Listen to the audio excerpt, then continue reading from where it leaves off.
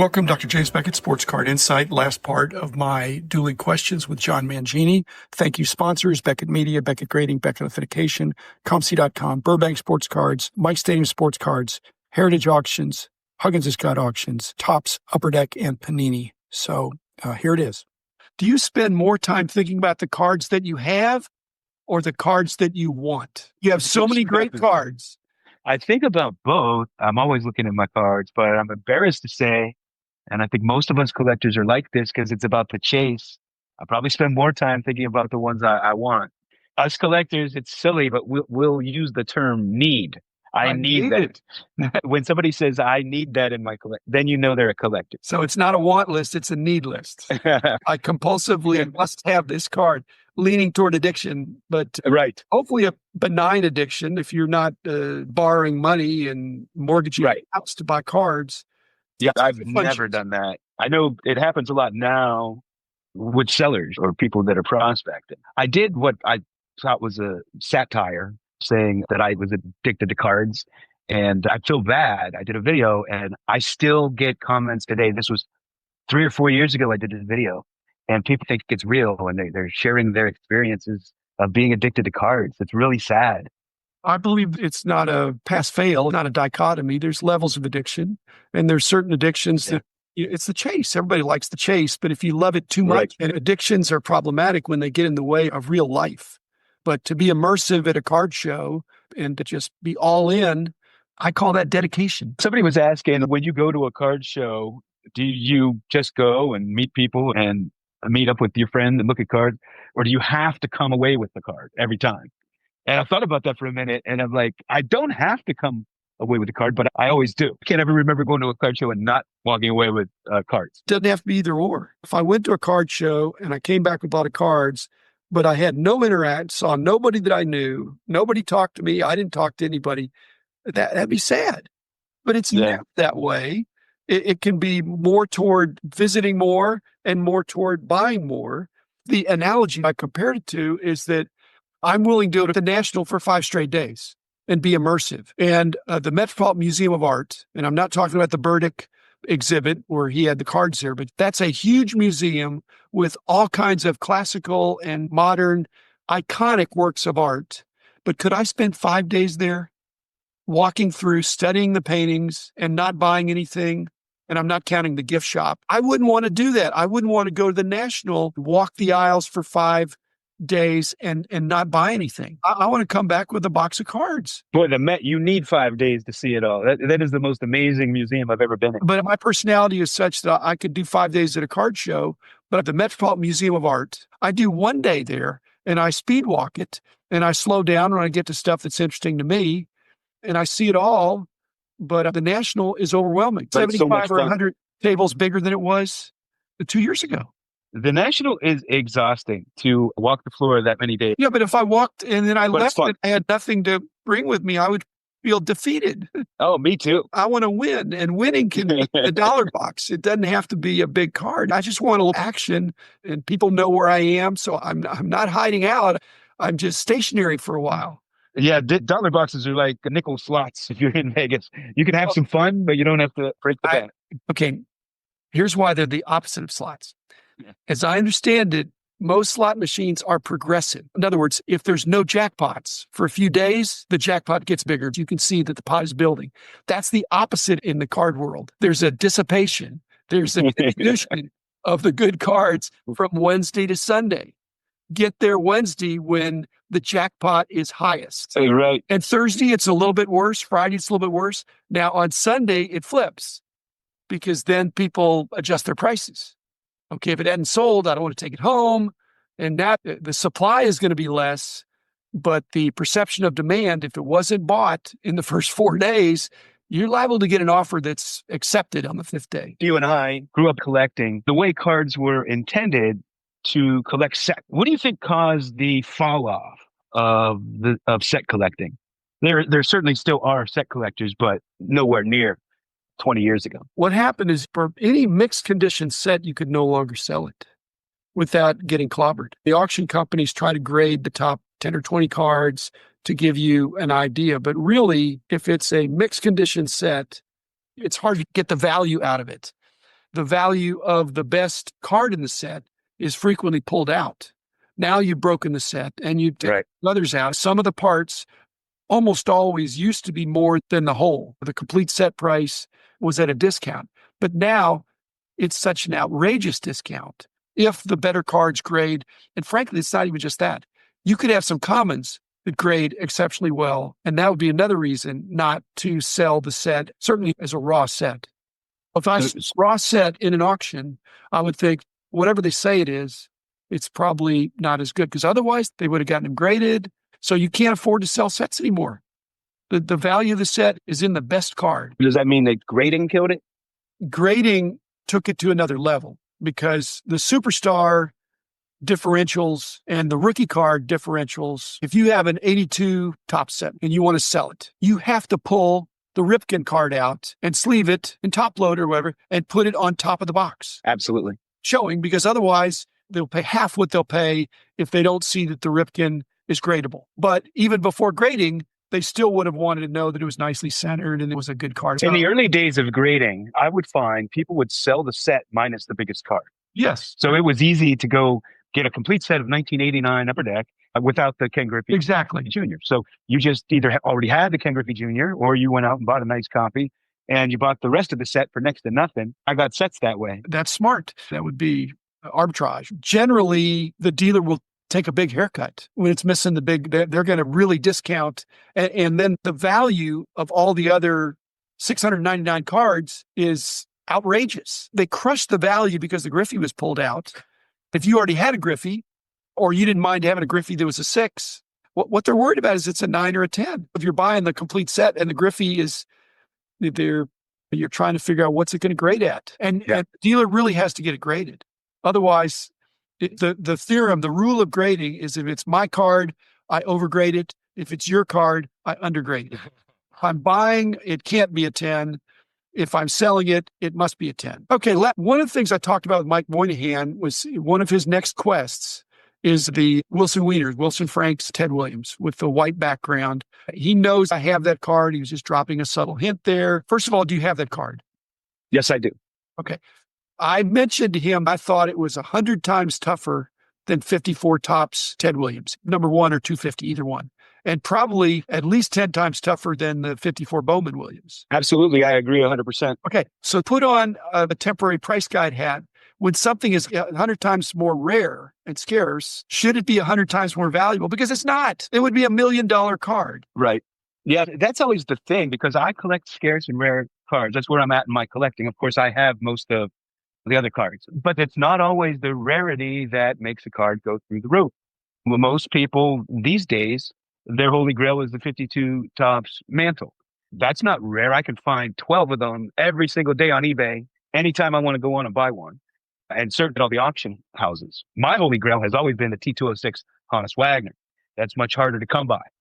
But just because something's rare doesn't mean it's valuable. And vice versa. It could be very common and everybody want it. Look at the Mike Trout update. They're everywhere. I don't know the pop report.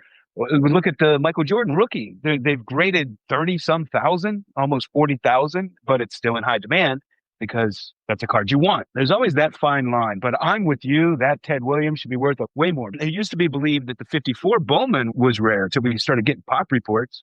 And it's certainly more scarce than the others, but it's not as rare as we once thought. It's way tougher than 54 tops. It's a short print in the 54 Bowmans. But my point is when you look at the exaggerated demand on something, with Ted Williams, it doesn't take very much demand to drive up the Wilson Wieners card. I did know a guy that had an uncut sheet, but basically they're usually 1s and 2s and 3s and 4s.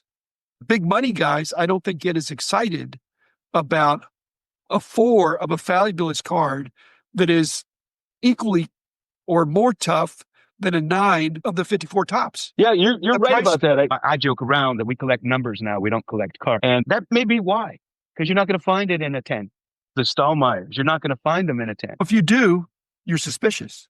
Yeah, absolutely. I have Stallmeyers, and my Stallmeyers. Well, I've seen 9s and 3s. I know, but they were never in the hot dog package. No, they were not. Yeah, and I was around back when guys were peddling them around in the New York area where they had that. And I picked up one just to see what they are when you never touched a hot dog. But yeah, the condition is a big deal. You're suspicious if they're really nice. But again, from a distance, that's a card that pops. I have something to add to that. To me, that Ted Williams is one of the most beautiful baseball cards ever made. But I know a very savvy guy with one of the great collections who doesn't like the card. He doesn't like the look of it. You have a lot of collectors who just want the Topps and Bowman and the T206 and the main card sets. And they're not into those food issues. I want them all, but I'm really drawn to the obscure stuff. You talking 1950 Drakes, the Wilson Franks, the Dandy, potato chips. I have that mantle. That's one of my favorite cards, the Dandy mantle, the Red Hearts. So there might be something to what you're saying about the condition. If you're chasing numbers, they're much harder to find. Also, the culture has changed. The flexing and the bragging rights are not usually about, hey, let me show you this thing I just picked up that you've never seen before. That's a great card. Nobody's talking about it because it's too rare. They want to show that they've got what everybody else has that's hard to get, not impossible, was the 86 Fleer Michael Jordan. They're all over the place. Even 52 Mantle, although the price has gone up now on those, you have to write a pretty decent check for the high percentage of the collectors can't afford it, even if it was available to them. It's just not in their budget. But this is different. I don't think they would say they're not interested, but if you showed like a 4 Ted Williams Wilson Wiener and then an 8 Ted Williams 54 Bowman, I think people be oohing and ahhing on the Bowman or the Topps because it's recognizable to them. And I think the art, the rendition of the Wilson Wieners to the floating hot dog in the corner, it's just kitschy. I can't tell you how excited I was when I got that. It was one I dreamed about since I was a kid. I got it before the boom, probably back in 2016, 17, somewhere in there. I just found it on eBay and it was a beautiful example and I bought it. But I'll tell you, my line of thinking has missed me out on cards too. Because growing up, I was like, I could get a Michael Jordan rookie any day. I didn't want to pay that price for a newer card. I ended up getting one, but I had to pay a heck of a lot more money for it. Same with the 52 Mantle. I just never wanted to pay that. I could get one anytime I want to spend the money. So I would go for the more obscure cards. I always was drawn to the ones I can't find every day. Yeah, but are you regretting that? Because I think that's a good strategy. I'm not regretting it because I ended up with cards like the Wilson Franks, the Dandy, and all those. And heck, go back to the 1800s and early 1900s. I have several cards that I have the only graded copy. I have a 1928 Tabacalera John McGraw, the only set out of El Salvador, the only one ever graded.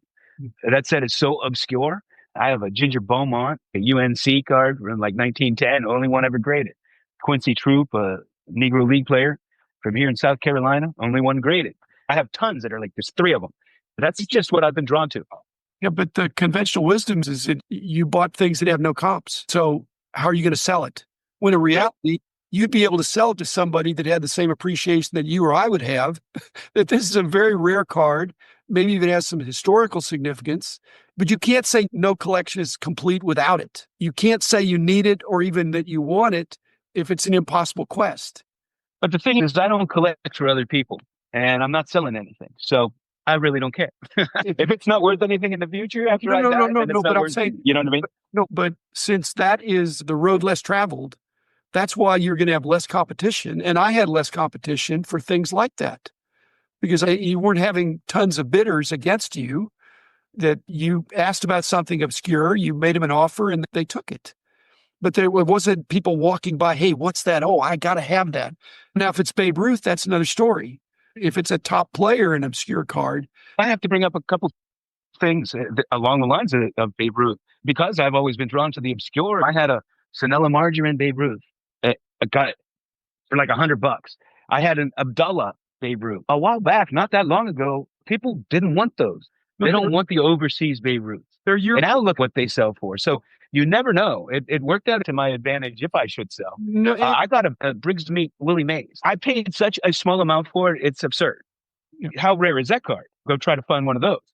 So I have made out. I got a 1926 Spalding Babe Ruth. That was an unknown set until 1990. It's absurd how low I paid for a 4.5. I'm just saying you're not typical because other buyers are upset there aren't comps, that they can't brag about what they have because it's the only one, then it's off the market because it's in your collection. When I started doing the price guides, I wanted to make sure we're accurately pricing everything, but clearly 99% of the people cared about the most popular sets. And Yep. you and me and a few others cared about the breadth and depth of everything, to be really encyclopedic, to be inclusive, because that's the whole hobby. The long tail doesn't have a bunch of junk in the long tail. There's a bunch of obscure stuff in the long tail. It's not infinite and it's not countless, but it's a really big number. And whatever we think it is, it's more. Yeah, to me, that's the amazing stuff that you don't see all the time. But because you see these cards all the time, that's what people want because they know of them.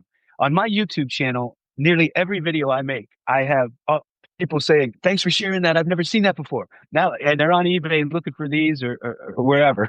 I love that because I'm introducing them to cards they didn't even know existed. But what are they going to do with it? They're seeing you as a museum, but they need to not think they want to emulate you in every way. I'm just saying they're going to say, this guy didn't do it by luck. He was a baseball fan. He was committed. He did the research. He had a good eye. He got in early and he pulled the trigger. And you pull the trigger on certain things. Nobody gets it 100%. But now you're looking back and you're saying, wow, in many cases, John, I'm sure you bought the only one you ever saw. Yes. And I did that too. The problem is, since nobody's seen it, they don't know that they want it or need it. They're not looking for it, right? And that in the condition suppresses the demand. You should have seen how excited I was at the National this year. I've been looking for a reasonably priced set of the 1935 rice sticks of the Dean brothers. So I stumble on this dealer who has several of them, right? He has all this obscure stuff and really old stuff. So I couldn't buy them fast enough. And as I'm buying them, I look over and there was a card that has been on my watch list for years, and it is near impossible to find. Just any card of him. And it's Matt Kilroy. And I spotted it and I'm like, I need that too. Just give me that. I've been looking for years for that card. Now, most people don't know who Matt Kilroy is, but Matt Kilroy is the all-time leader in strikeouts, 520 strikeouts in a single season. And his cards are near impossible to find from the 1800s. I was so excited, where other people were just walking past it and it means nothing to them. They could care less about those cards. Because they're looking for things they recognize. I'm looking for things that I don't recognize. It's the complete opposite thing. That's how I am. But listeners should not lose sight of the fact that you know a lot. You've studied a lot. I know a lot. I've studied a lot. The average person, if they just bought everything they didn't think they'd ever seen, they'd go for a long ride. That would be hazardous to their wallet. But if you haven't seen it after all these years, then there are no comps. You just figure out, do I want that card? What do I know about the player? What do I know about the set? What do I know about the era? And then you're in your mind saying, I'd rather have that card, whatever the price is within reason. And generally the prices are not outrageous. No, they're not. Because they have no comp. Could say it's a $10,000 card, but they're just as likely to say it's a $1,000 card. Even though you can't be bound to comps with the rare stuff. For me, is it a price I'm willing to pay? How does it relate to other cards with similar population, similar issues, similar players? I just go from there. That's based on a lifetime experience. You have to have some sort of acumen. They can't copy you unless they do the legwork you've already done, frankly, over the decades. And me too. If I haven't seen it, then it's probably really tough. I would say so. The man in the house of cards is